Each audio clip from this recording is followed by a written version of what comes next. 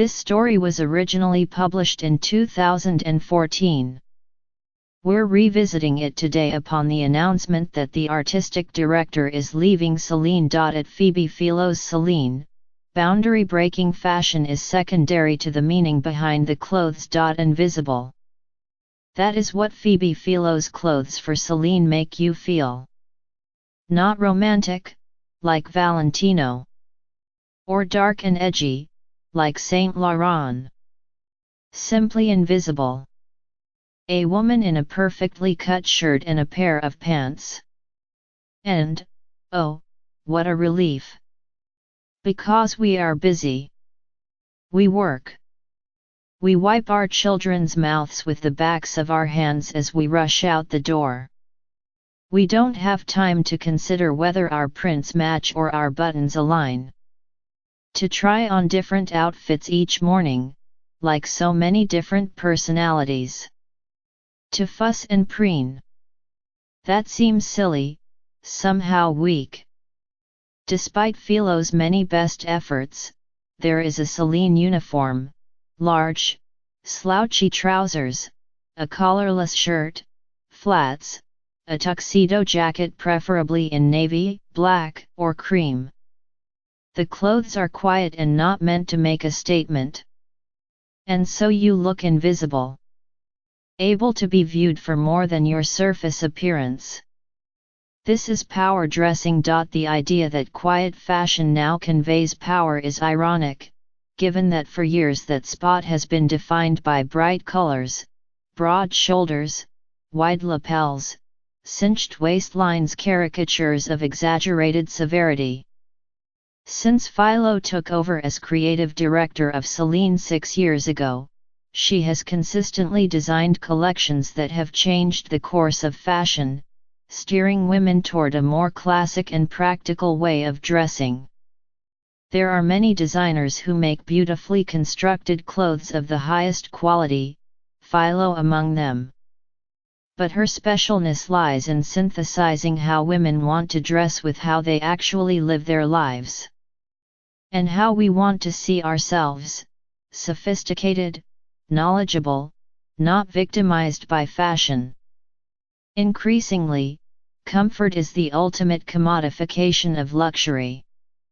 At Celine, this has translated into silk pants that puddle at the ankles, roomy coats that borrow from menswear, even fur-lined Birkenstocks.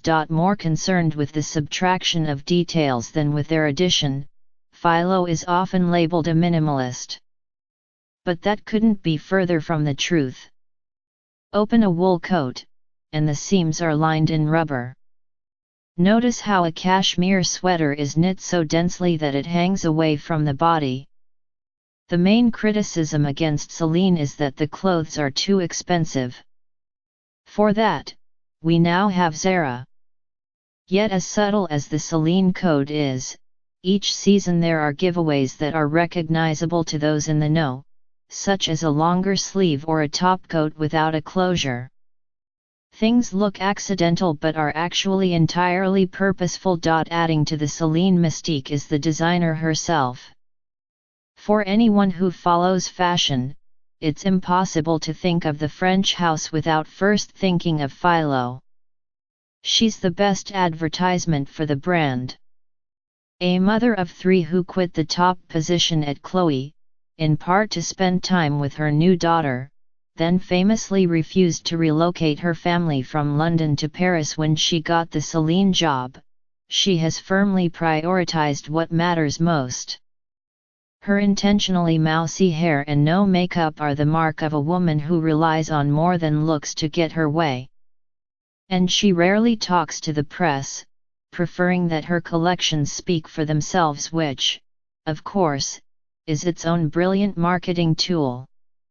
But, really, what would she say? That she's a woman who thinks about women? That she was inspired by these modern times we live in? That's already abundantly clear. Ultimately, for Philo, it's about the work. And isn't that what all of us ever hope to say, the making of the mythology top row, From left, Resort 2010 Philos' first collection for Celine, which marked the new dawn of minimalism and the importance of perfect separates. Spring 2010 confirmed some of Celine's signatures, including utilitarian fabrics such as jute, pique, and leather trim. Fall 2010 showcased Philos' restraint when it comes to color, focusing on black, navy and cream. Winter staples, like shearlings and knits, were subtly updated to feel modern. Second row, Spring 2011 Philo loosened up and kick-started the craze for a roomier look silhouette, featuring silk pajama dressing, woven Baja sweaters and racerback jumpsuits. Fall 2011 Suddenly, a simple color block sweater became high fashion. Resort 2012 In one of Philos' best collections to date, she moved toward bolder statement pieces, leather patchwork, floral leather biker jackets, super wide pilgrim belts. Third row, pre-fall 2012 defined the slouchy Celine silhouette, with oversized suiting and coats influenced by menswear. Fall 2012 A continuation of oversize volume and color blocking, this time with fur, in primary colors and shots of hot pink.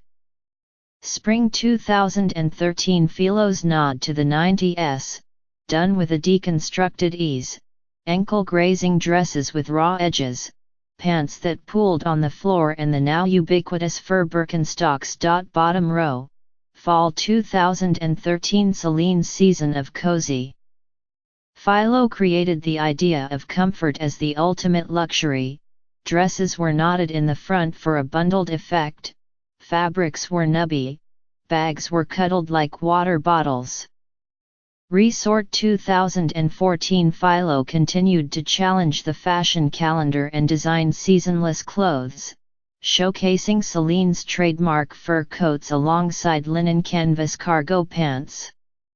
Spring 2014 surprised the industry once again with a colorful collection of artful tribal prints and exuberant accessories.